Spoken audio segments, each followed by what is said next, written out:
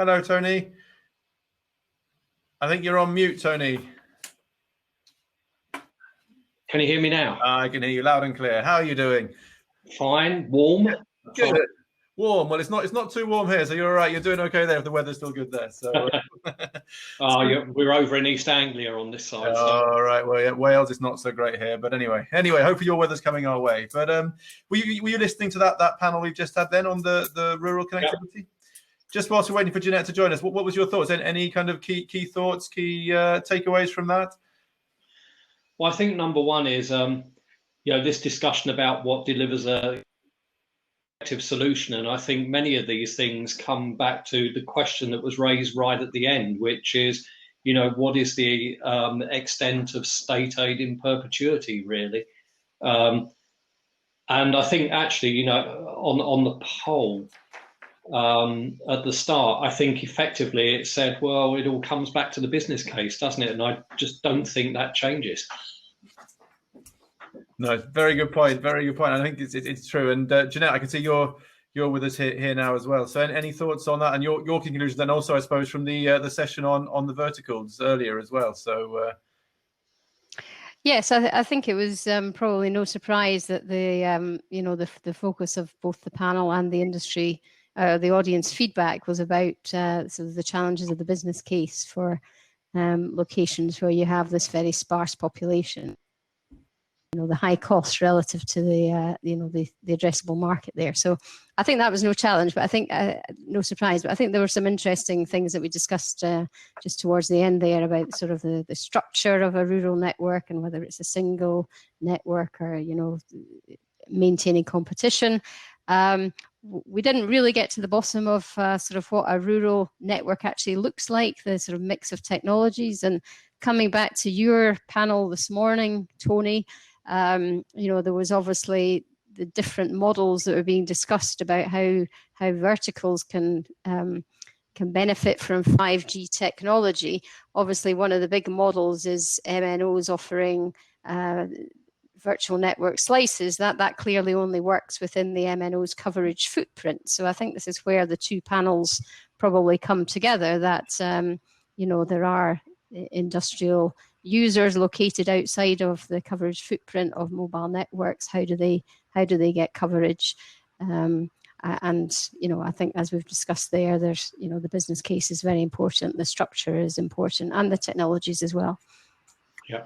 Guys, I'm going to leave you to it then. So, Jeanette, Tony, I'll pass over to yourself. I can see we've got Amy and Ari up here already, ready to give their comments. We're bringing more people up as well. So we've got around about just over half an hour left. So looking forward to it. I'll leave you to it. Thanks, Dan. Thanks, guys. Shall I kick off first, Jeanette? Please do, yes. Yeah, so just coming back to the verticals, while we were having the last session, I think the point you made is there are quite a lot of commonalities actually between the discussion on the verticals and the discussion on rural. And I think one is the question of what spectrum is suitable. The other one is how does one efficiently deliver the solution that the market wants. And I think, both also have a demand dimension to them. And I think a takeaway I had from the vertical session this morning was clearly there is evidence of demand, just as there is in the rural case. The question for the verticals is just how big is that demand really in the context of sort of mobile or electronic communications as a whole? Clearly, it's going to be very localized. And what mechanisms really work. And of course, the business case point is relevant here as well, because many industry verticals will not want to pay mobile amount for spectrum. So I think there's quite a few commonalities there. So there's some thoughts on the vertical session. I don't know if you want to pitch in on that, Jeanette. Well, I share your thoughts there. I was going to suggest perhaps we should bring in some of the participants here. Amy, apologies, I didn't catch the company you're working with, but Viasat. Oh, right, okay. So go ahead. No, please carry on. Yeah, no, I found this last panel incredibly interesting. I mean, I think from the Viasat perspective, we have been all about that rural customer. That is where we see the demand, actually. So we are very, very focused on that. We have been doing everything we can. Our chairman and CEO is driven to get the cost per bit down for the customer, so that he can, connect the world. We're launching satellites over the next 2 years that will offer a terabit of service per satellite, giving the customer about 100 megabits per second, which is very competitive speeds, both, rural, suburban, and even in the cities. And from a vertical perspective, we're looking at all sorts of things, right? Which is, whether you're in the air, on land, at sea, and looking at other technologies as to how to bring these all together. We're very focused on, again, the end customer. What do they need? It's not all about satellite, for sure. I mean, we have incredibly heavy investments in fiber, and we use that fiber to basically, bring it up to the satellite and beam it down to a large area. That is how we get actually this cost per bit down for the customer. I actually found it very interesting. Richard was talking about, the auctions. There are a variety of auctions in a variety of countries, and the incentives or lack thereof in some senses, depending on the technology, and how you structure those to get the most out of it. There are some countries that are, maximizing, reach. There are some countries that are deciding to maximize, what they get for purposes of speed and capacity. I think there's a blend of things that you can do without restricting those who can actually participate, so that you can get the most for the ultimate customer. I mean, you have a situation where, unfortunately, again, the business case, this poll just showed it, right? If you do not have the business case in perpetuity, you're going to have the governments, subsidizing these things for years, and undercutting those who are best suited to serve those actual areas. So it's very interesting. I'd like to see a little bit more blending of these various strategies to get us to where we ultimately need to be with the variety of technologies, whether it's hybrid technology or a multiple set of extending technology solutions. But, well done on this last panel. I applaud, by the way, Forum Europe for doing, everything they're doing. This has been an amazing week. So I look forward to continuing the discussion. Thank you, Amy. Well, it's getting quite busy in this room, actually. We've got several speakers here. Ari, hello. What was your thoughts on the panels you've heard today? Yes, hello, Janet, and thank you. Can you hear me? Yes, we can. Mm-hmm. Very good. Okay, so yeah, it was very, very interesting discussions indeed. And well, just to start with my background, I'm working at the Future Connectivity Systems unit in DG Connect in the Commission, and our unit is looking after the 5G policy and research related issues, and I'm looking specifically also at the 5G spectrum matters. And well, we start also soon look at the 6G as well, but let's not go to that. So I would like to focus on the first session on the spectrum for verticals, and remember the times back in the last decades when I was at the Spectrum Policy Unit, and we were then having a number of workshops and discussions with different vertical sectors from industries. They were not called vertical yet at that time, and also with telcos. And from those discussions, it was basically obvious that the requirements by different vertical sectors are quite diverse. The spectrum ranges that they would need and were using was also quite diverse. And well, between the verticals, but also within one single vertical, like I think Adrian, who is there now, also remembers with the discussions between the utilities and telcos. So, I think Tony provided an excellent summary earlier today about the situation in that respect, so I don't go further into that. But however, when we compare the technology offer of those days to the current situation where 5G can really be the game changer to some extent with the verticals, so at least that should be possible when the real network slicing will be made available. So and it can combine different technologies and frequencies with their different characteristics and provide different needs. For example, low latency, high speeds, high reliability for the verticals that are needing them. And so when it comes to the offering of frequencies compared to those days, I think Heidi and Alexander already talked about the very good and advanced strategies for spectrum in Finland and Germany, which certainly will be a good complement for the toolbox that Jan-Henrik was highlighting in his presentation. So the situation is really different from those days, like less than 10 years ago, which is of course very good for the verticals, but also for the MNOs who are using the spectrum in this area. So it will all come up to the business case parameters. So basically, what is the suitable spectrum range for the purposes of a MNO or vertical, the suitable licensing approach in different cases, private, local, network, neutral host, you name it. And then, of course, also the feasible cost that is supporting the business case of the individual stakeholders in that respect. And then, of course, the whole thing is complemented by the aspects that were brought up in the last session today. So the coping with the hotspots, where many verticals will have to have connectivity as well. So they have had it with different means earlier, with black fiber, low frequency radio, their own cables, whatever means, or satellite.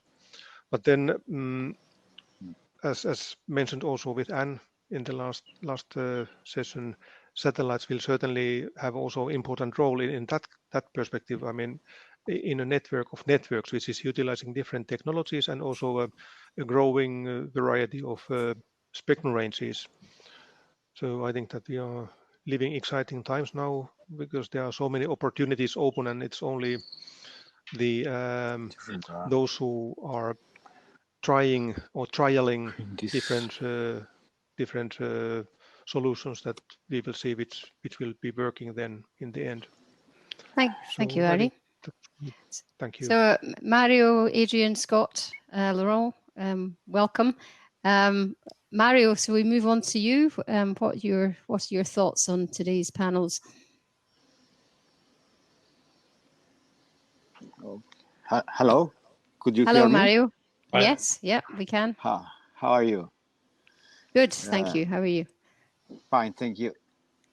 This is Mario Fromo. I am one of the 7 commissioners of the Federal Institute of Telecommunication, the regulator and also the competition authority to the telecom and broadcasting sectors in Mexico. I would like to focus on the topic of session 7 about to what extent can 5G help to tackle connectivity, not spots.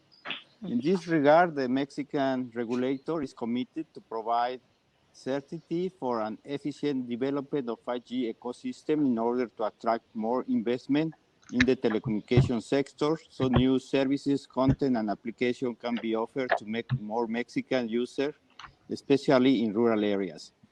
Mexico already have a second digital dividend in the 600 at the beginning here. We totally clear 84 megahertz from 640 to 698 megahertz. And we are collaborating with our colleagues at FCC, at Federal Communication Commission in USA and also with our colleagues in Canada in order to adopt a common band plan for implementing mobile broadband services using 5G technology in North American region. In this context, we also submitted jointly with New Zealand a band plan proposal for 600 megahertz band to ITUR 5D working group as a first step to try to harmonize this band worldwide. It is a FDD 35 plus 35 megahertz scheme with a central gap of 11 megahertz.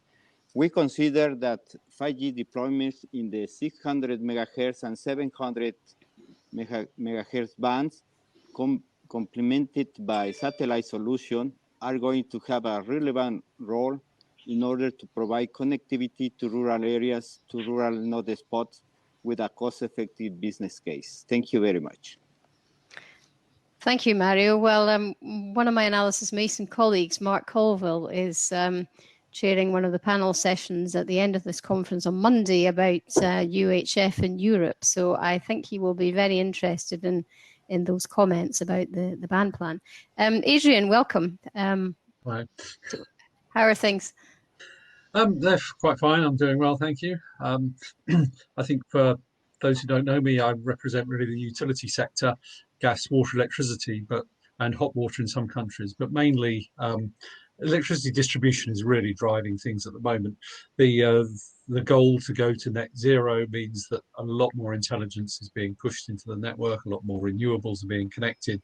So whereas in the old days we had a few large power stations and they were dependable and predictable, now we have a very large number of renewables which are intermittent, and therefore managing the network is becoming much more of a problem. And as Ari mentioned, we've been talking about dedicated spectrum for utilities for quite some time now, but it seems to be coming of age, particularly with LTE 4G technology in the 400 megahertz type area. And clearly we want to be involved in the 5G world, and we're keen to see how we can start with 4G, LTE and 400 and gradually migrate into a 5G environment.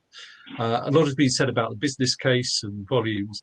I think we're looking at, I don't know, if you look at the predictions in utilities, 1 million, 10 million devices. So the volumes are growing, nothing like the consumer market, but it is getting quite a big market. And I think in a number of countries now, we're seeing that the business case for a private utility network is becoming much more convincing. Some of the key parameters, or one of the key ones, is this power independence that we need, that connectivity when mains power isn't there.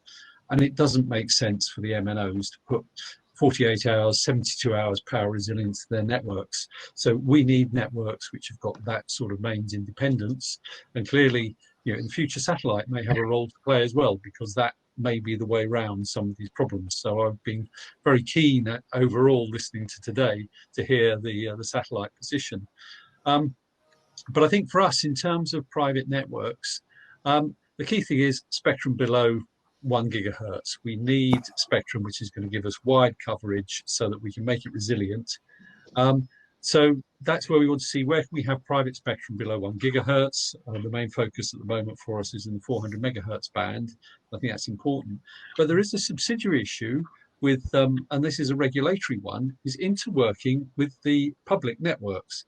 Because whilst we want to have our private networks for security, for resilience, for latency, we would also like to be able to interwork with the public networks. And that may be that we will build our own thin capacity networks for resilience and put all our capacity on the public networks. It may be that we want flexibility, so a utility would build a network in a certain area, but for the staff, when they move to other areas, you want them to move off your private network and onto the public network.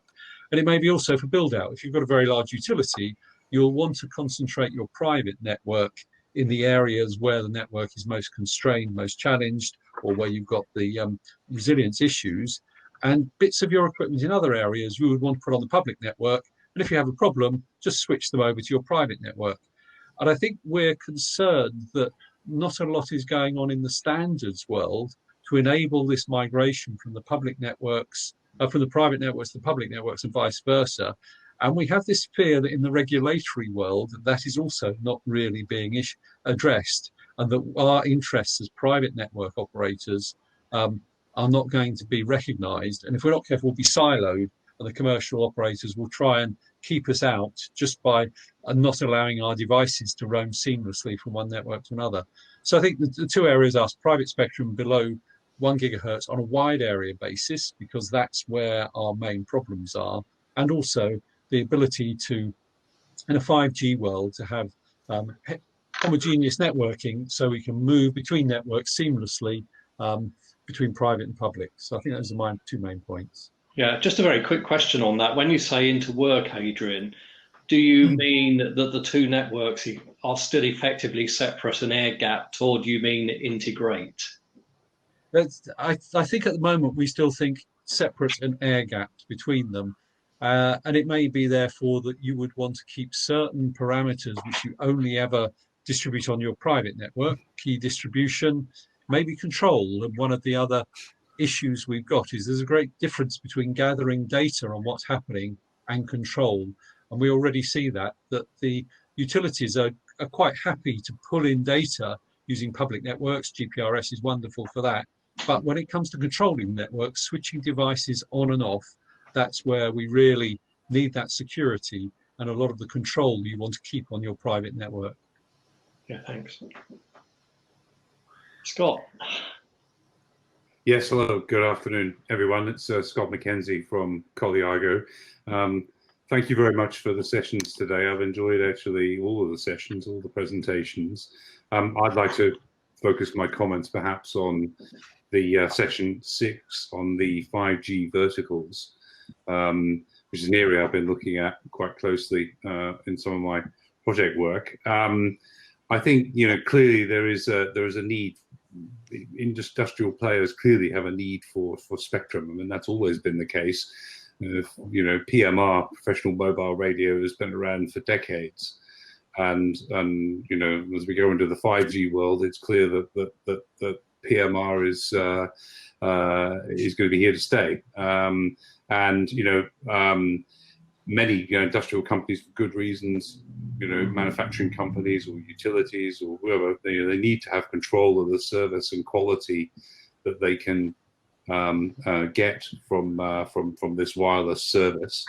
And in theory, mobile operators, yes, in theory, they could, with 5G, they could offer a network slice that could deliver these services. But there's a number of issues with that. One is probably several years away at least. Some commentators are talking about 4 to 5 years for proper network slicing on 5G.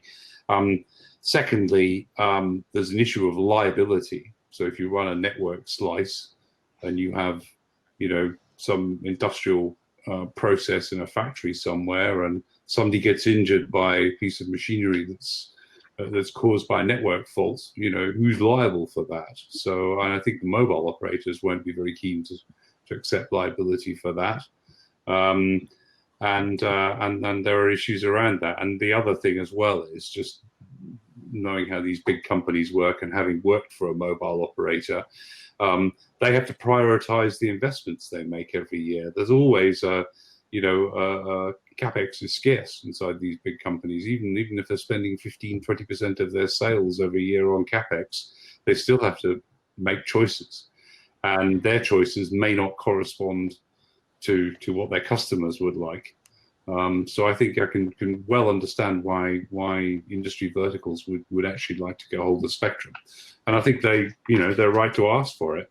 I think how it's provided is a really good question, and I think there's seen some excellent suggestions about maybe industrial players could rent spectrum in localized locations. I mean, if you're talking about factories, for example, in Germany, they're talking about less than 1,000 locations being used for the 3.6 spectrum, 3.7, I think it was, allocated there. Maybe there could be some sort of deal done with the operators where where the spectrum could be used locally. Obviously, there'd be interference issues that would have to be very carefully thought about. But the idea of buying dark air, so to speak, I think is one that regulators ought to think about. And I do question why is this strictly necessary to set aside, spectrum for industry in really prime mobile bands, because clearly there's a public welfare issue that you could have the spectrum being used by people in 1,000 different factories, 1,000 different locations, or it could be tens of millions of consumers who could be getting a benefit out of it, consumers and corporations.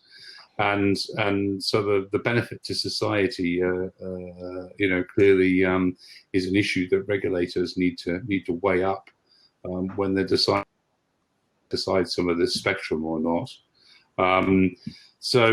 Yeah, I think that's really my point.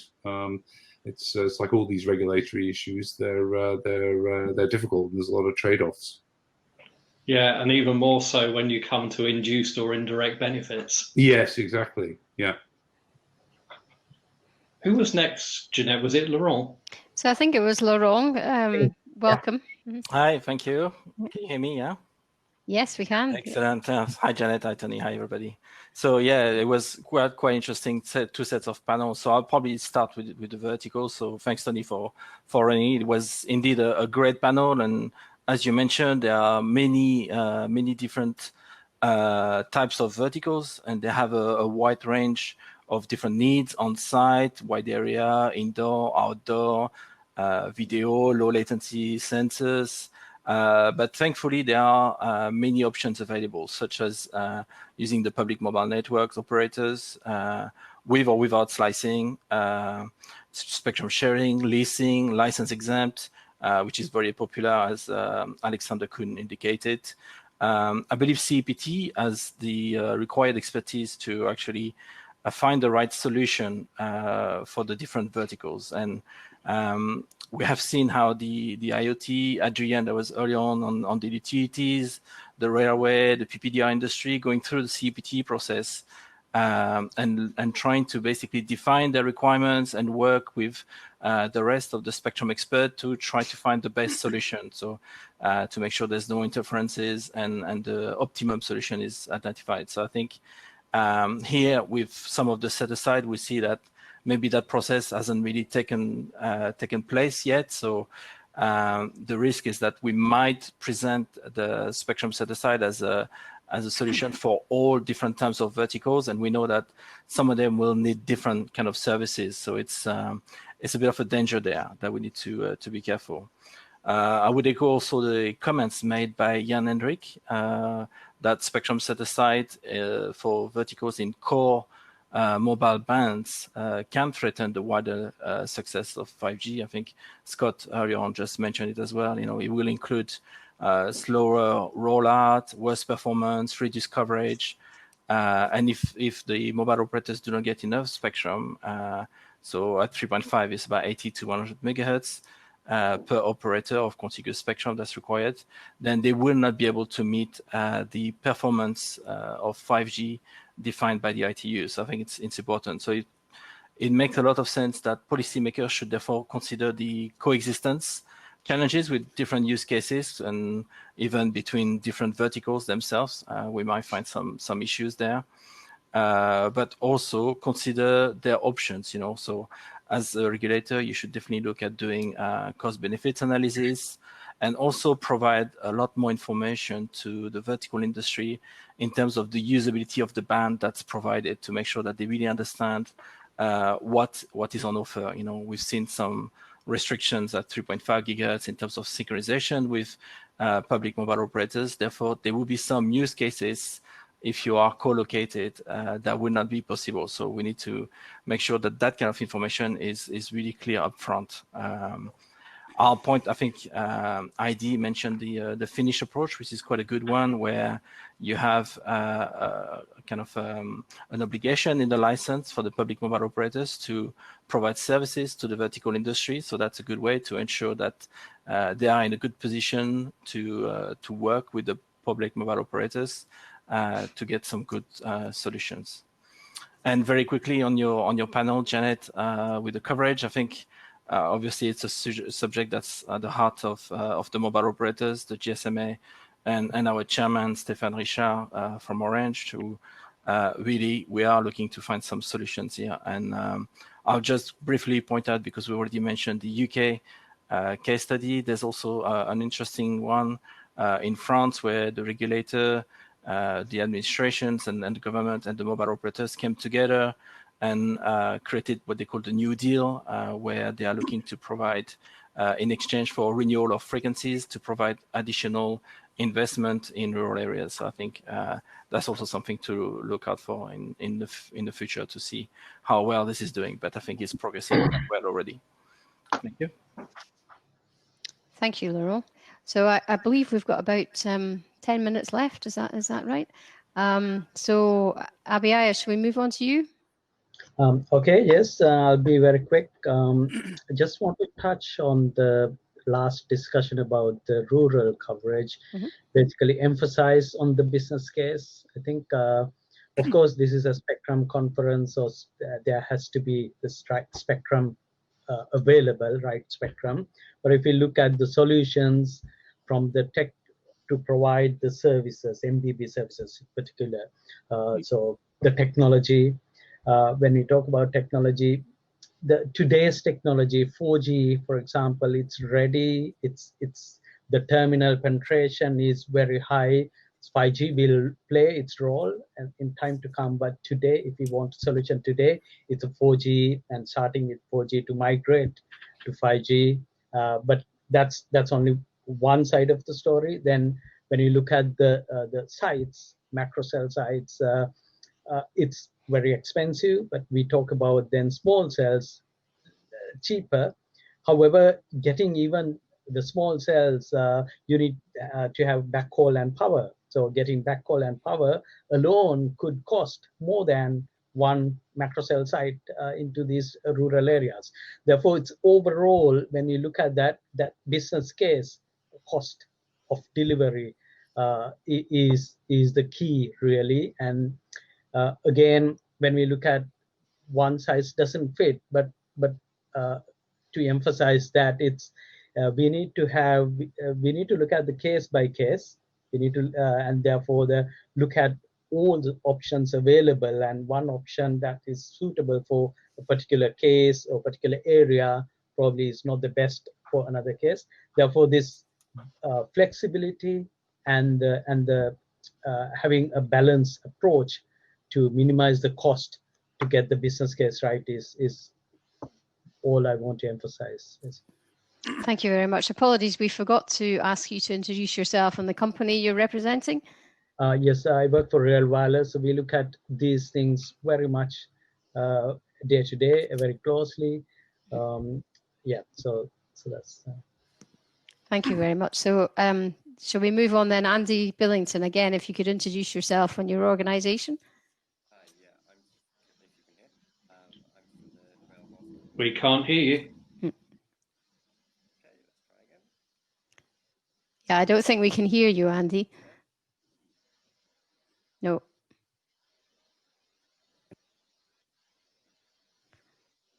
No. Shall we, maybe while we try and fix that, shall we move on to Simon then? Simon, if you could introduce yourself as well. Thank you. Can you hear me? Yes. Thank you. So I'm Simon Pike. I'm formerly worked for a mobile operator, but I'm now independent and speaking independently. So the thing that struck me across both the sessions this morning and this afternoon is that a lot of the speakers and questions assumed that the mobile industry was efficient. In other words, that if there is a positive return on investment on any particular opportunity, then that will be funded as soon as it occurs. And they assume that that as soon as a small opportunity occurs, that becomes a positive case for a national or a global operator. So one of the other comments then is that from this afternoon session on the rural coverage, I think from a consumer perspective, if it doesn't work on your Android phone or your iPhone, you feel digitally excluded. So some of the solutions that were being talked about, I think, are purely for fixed broadband and not for mobile coverage. But then on the question of the MNO's investment, so it seems to me that effectively, if there's no return on the business, there's not a positive return on the business case, or as Scott said, it's not high enough to reach the threshold of cutoff when for the total amount of investment needed. The total amount of investment available for an MNO, then regulators and governments need to think about different approaches, which fundamentally is to either increase the return on investment for that particular opportunity, subsidize it, or more broadly, think about making MNOs a better business to invest in.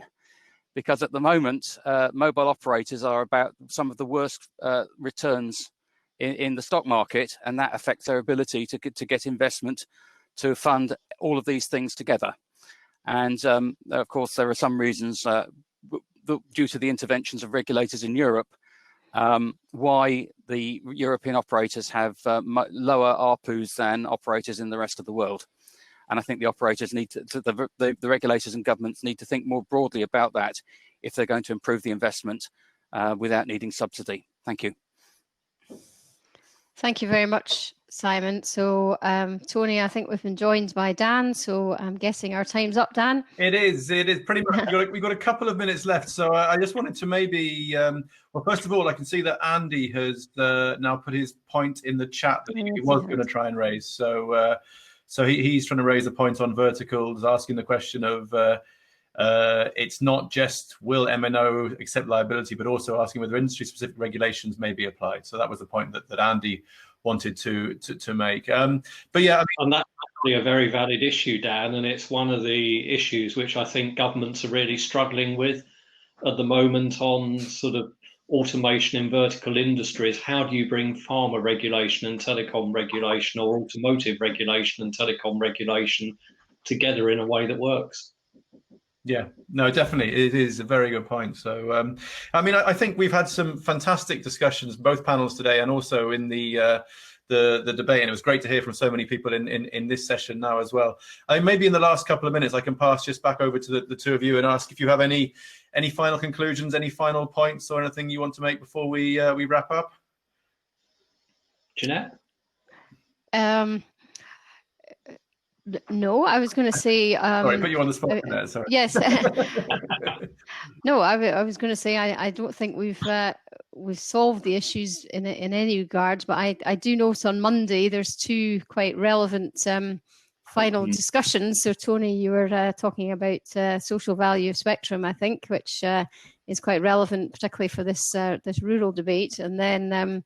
We also have the UHF panel as well, which again is, I think, is quite relevant to thinking about both the rural and the industrial, actually, and whether some of the industrial users will actually benefit from UHF spectrum, as Adrian mentioned. So, yeah, that's what I wanted to say. Tony? Yeah, I think it's Tim Miller actually, rather than me. Is it? Yeah, I think it's Tim. Probably not a lot to add. I think one of the things that does come through from all of it, though, is there is still a great deal of work to do, I think. I think that is a good point to end on. So yeah, lots of work still to go, lots of progress being made, but yeah, still work to be done as well. So guys, look, thank you both so much for that. Thank you for both of you for the panels today as well. And again, to all of our panelists, everyone who's participated in this Have Your Say session, and also everyone out there who's been watching. And I think we have had some lively discussion in the chat running alongside both panels as well, which has been great. So thank you very much. As Jeanette's mentioned, we're back on Monday. So we have a set of showcases running on Monday. The showcase that Jeanette and Tony both mentioned, that's going to be run by Tony's colleague Tim Miller, is going to be looking at considering both economic and social values of spectrum. We have a showcase from Ericsson, which is going to be looking at demonstrations of 5G technologies from the Ericsson Unboxed series.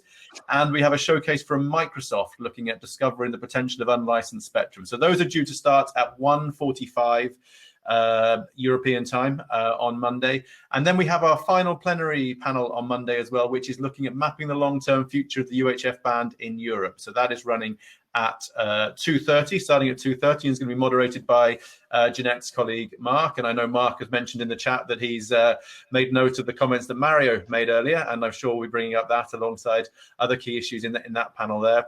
And then finally, we have our final Have Your Say session at 3:45 on Monday, and then we have the actual whole event closing ceremony, where we're going to have final conclusions from people, and we've actually got some live music, so I'm not quite sure how that's going to go, but hopefully that will go well. We'll get okay with the audio and video feed for that. So that's going to be happening at 4:15 on Monday. So one more day on Monday. In the meantime, thanks to everyone once again. Wishing everyone a very pleasant weekend, and looking forward to seeing everyone hopefully back here on Monday. So thank you, and Tony, Jeanette, thank you again to both of you as well. Thank you very much. Bye. Bye-bye. Bye.